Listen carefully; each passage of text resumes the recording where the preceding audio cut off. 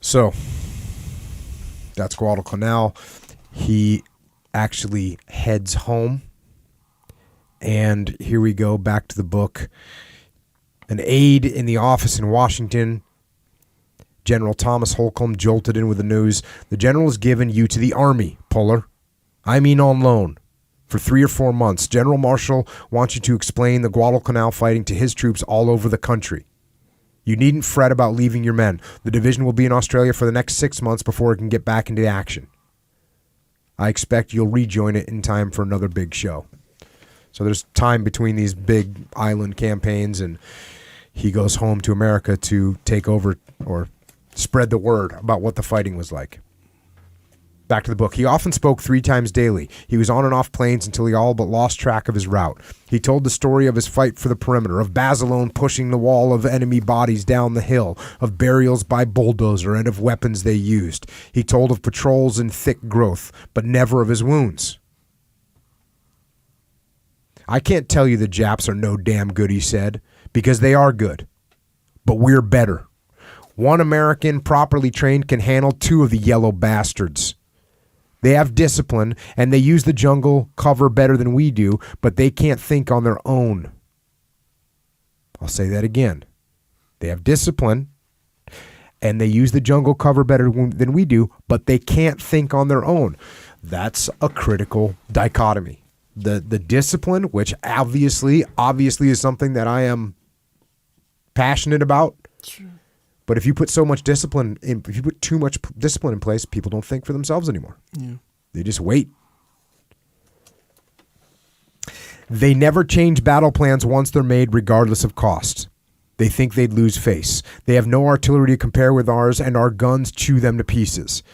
They get the jungle rot just as much as we do.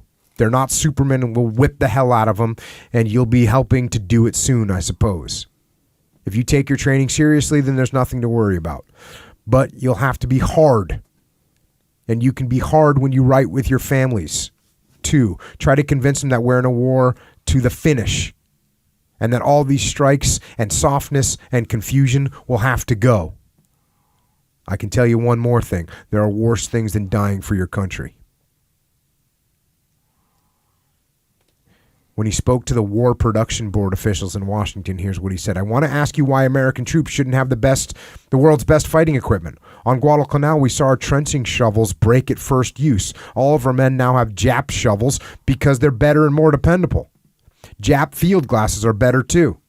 I have good ones myself, German glasses that I've carried for 20 years. Why should American glasses be so poor? Not worth a damn in the tropics. They fog up and they are improperly sealed. Once they get damp, they're done for. I've seen hundreds of pairs tossed away in the jungle or sea because men know they can see as well with the naked eye. What kind of American ingenuity or patriotism produced those?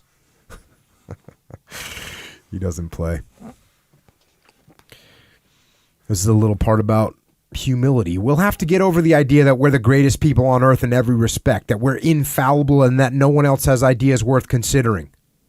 One of the reasons we had to fight against the odds on Guadalcanal was this insufferable American notion of superiority and our carelessness in the face of danger.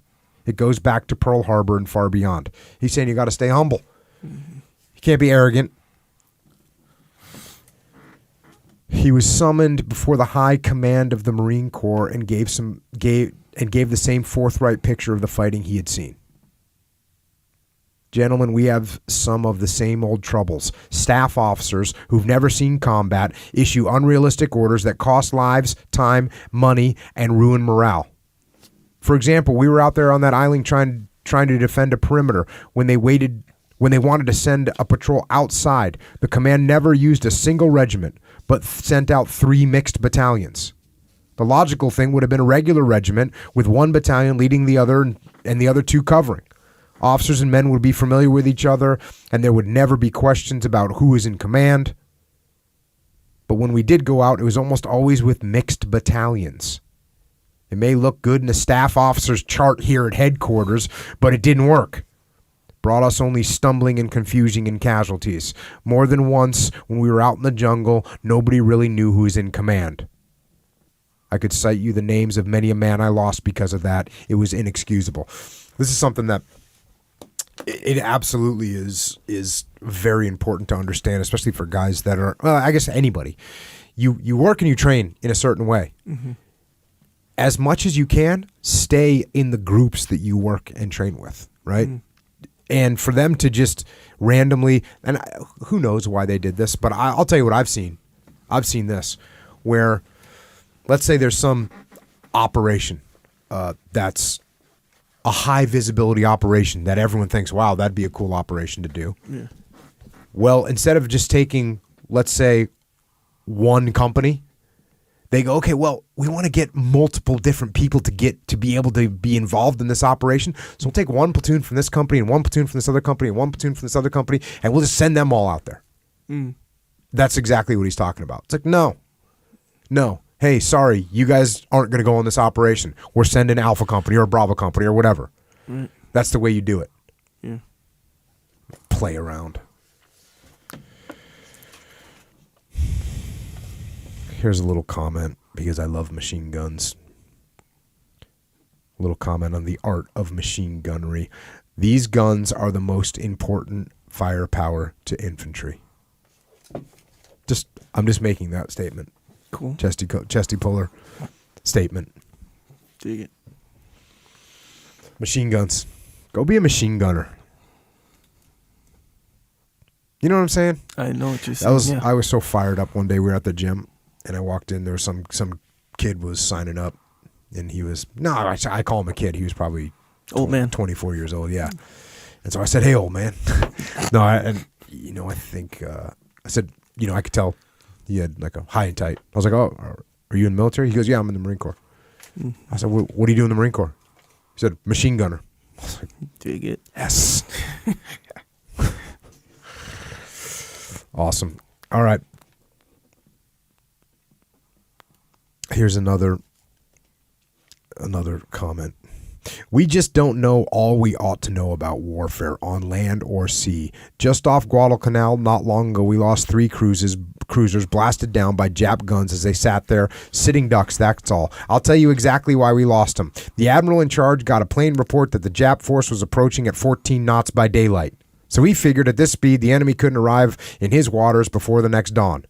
After dark, of course, the Japs stepped up their speed to 28 knots and got to the scene at 3 a.m. when our men were not even at battle stations.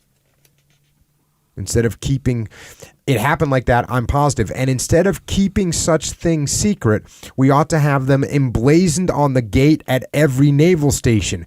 We must not be too proud or too stupid to profit by our mistakes.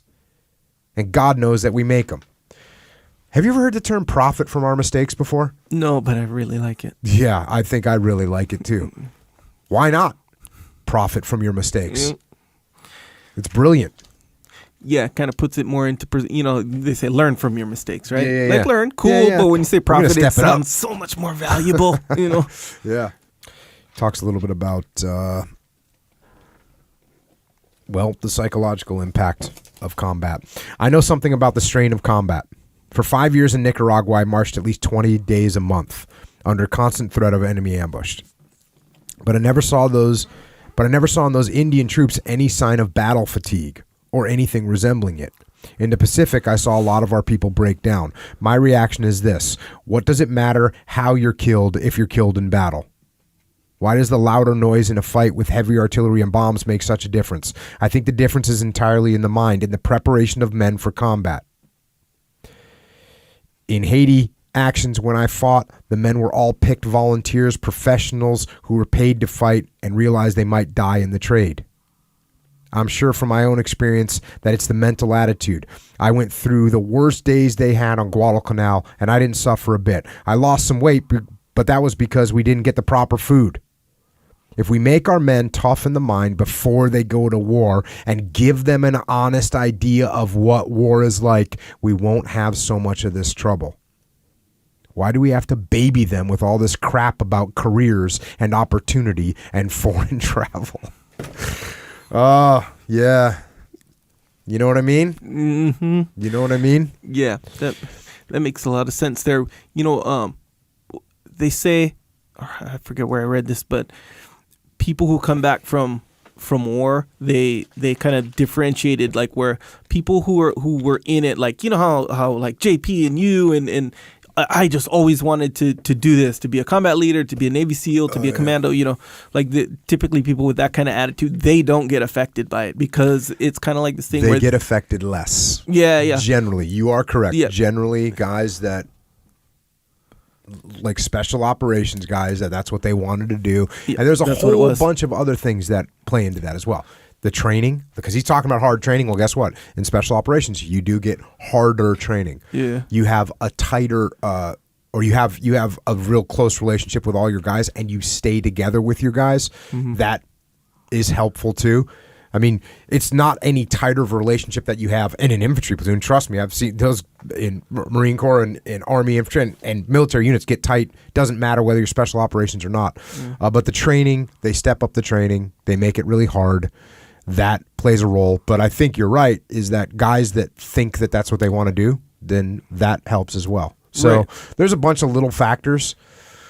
But I think what his point is, like, there's two points. Number one, make the training hard as I guess there's 3 points. Number one, make the training hard as hell. Number two, make sure people know what to expect and don't talk to them about like the career opportunities. Right. I just answered this question on the Way of the Warrior Kid podcast, right? Well, I answered the question. The question was, is it fun to be a Navy SEAL? And I answered the question, hey, is it fun? Yes, absolutely, it's fun. That's part of it. But the other part of it is you are going to go to war and you could die. And that's a harsh thing to tell a 9-year-old or a 10-year-old. But that's exactly what you should tell a 9-year-old or a 10-year-old because that's what you're signing up for. I was doing another interview recently and I told this story, and I've told it before, but it was like the first time some woman that I'd been working with a company and some woman that was, had her husband or something. Anyways, the woman said, can you meet my son? He really wants to be a Navy SEAL. And I was, I said, oh yeah, sure. And, the kid was whatever, 17 or 18 years old. He was a junior or senior in high school. And he was this, strapping kid who was, looked like a great athlete.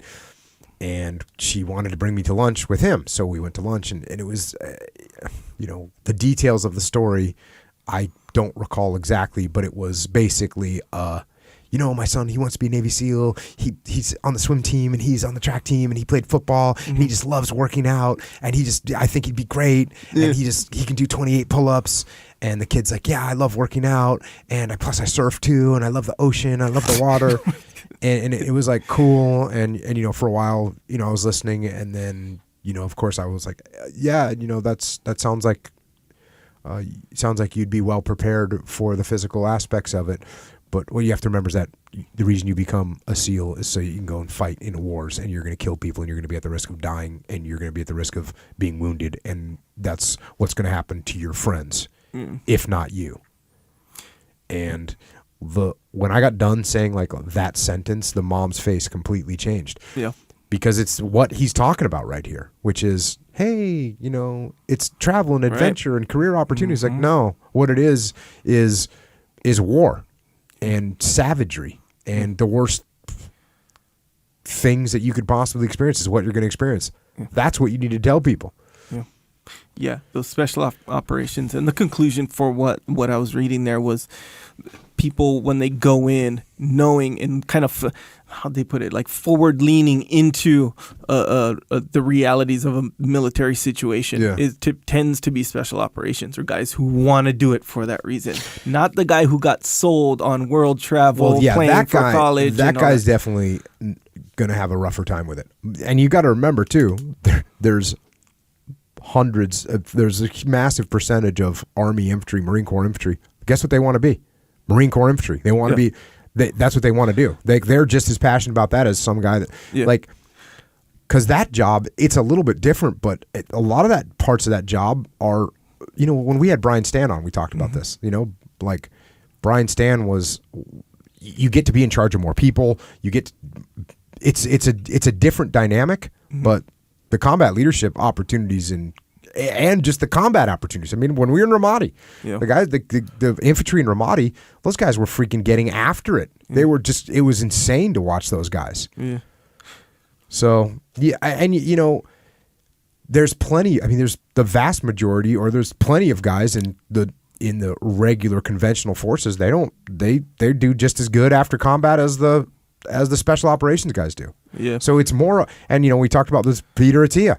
It's like if a guy's fractured going in, it doesn't matter if he's special operations or conventional forces or general purpose units. If he's fractured going in, the war's going to mess him up. Yeah. If he's solid going in, he's going to do well. Right. So that's the determining factor. The training definitely helps. The telling people the truth up front definitely helps. But you don't know what you're going to get. Yeah. And there's also plenty of guys in special operations that do have serious issues. Yeah. So, and the article wasn't about like special operations. That's not what it was about. It was more about the state of mind. I think where I know that special operations was just like an example of some point that they were making. Well, we talked again. I'm referencing all these different podcasts, but when Jordan Peterson was on, we talked about like the offensive mindset. Right. And That's the more offensive you can be, generally, the more psychologically comforting that is. Yeah. It's psychologically uncomfortable to be on the defensive. Yeah. It's psychologically more comfortable to be on the offensive. Right? Did I just get that right? Yes. Okay, yeah. Psychologically uncomfortable to be on the defensive. Psychologically more comfortable. It's not necessarily comfortable because you still have bad things that can happen when you're on offense, but it's definitely psychologically more comfortable. Yeah. So those things play a role. Yeah, more like you happen like to your experience, right? You consider an experience. It's like I'm going to happen to this experience rather than this experience. You're going to be offensive instead of defensive. Yeah. Absolutely. Kind of like when people say, "Hey, how's life treating you?" versus "How are you treating life?" You know that old saying. Yeah. You see what I'm saying? I'll go with it. Yeah. Just go with it. Here's another thing that he calls out, and this is very interesting, and everyone that's in the military will hear this and kind of shake their head. The practice of having command post exercises, Puller said, though he realized that he was treading on prominent toes in his audience. We take skeleton forces of headquarters troops and the like, just a handful, and go through exercises so often that we forget we aren't simulating actual warfare. It has become so bad that even platoons are carrying out command post exercises. In battle, of course, once you set up a CP, which is a command post, you stop all forward motion because the commanders sit on their duffs in relative security. And when you halt forward motion, you get into trouble immediately. I have to admit, we have to learn how to handle commands, but we've carried it to a ridiculous extreme. They do a lot of that command exercises. The most unrealistic thing about it is, like he's saying, that you'll have not a real platoon, but like a small representation of a platoon. Mm-hmm. So the commander can move that platoon around real easily because it's this little thing. Mm-hmm. But then when you have a real platoon that takes real vehicles and real, it's like moving pieces on a board as opposed to like when you move this battalion from here to there. Yeah.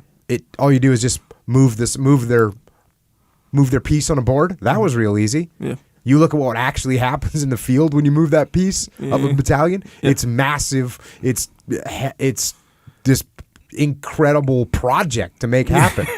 To move a battalion, 4 miles or 2 miles or whatever. Yeah. It's like, this is what it's going to take: fuel and food and ammunition and wounded and planning and all this stuff. But the person up top just goes, "Oh yeah, we'll just move that battalion over there." Yeah. One morning, as he approached a company of his men lounging among their tents, a newly arrived lieutenant barked an order, and the Marines scrambled to their feet, standing at attention. "What the hell's wrong with you?" Puller roared. "Don't you think I've got more sense than to demand that you put on a show every time I come within pistol range? Get back down on your duffs. You ought to know me well enough that I'm no damned bandbox soldier. Take it easy. There's enough for you to do when we get to our next assignment." Again, dichotomy. It's like, hey, you don't need to snap to attention every time I come around. There's an Army quartermaster, and the general showed up, and they had asked for a bunch of shotgun shells. Here we go, back to the book. He's asked for 10,000 brass buckshot shells. What the devil does he want with those? To kill Japs with, sir. Doesn't Colonel Puller know that buckshot is prohibited by the Geneva Convention? Sir, Colonel Puller doesn't give a damn about the Geneva Convention any more than the Japs did at Pearl Harbor.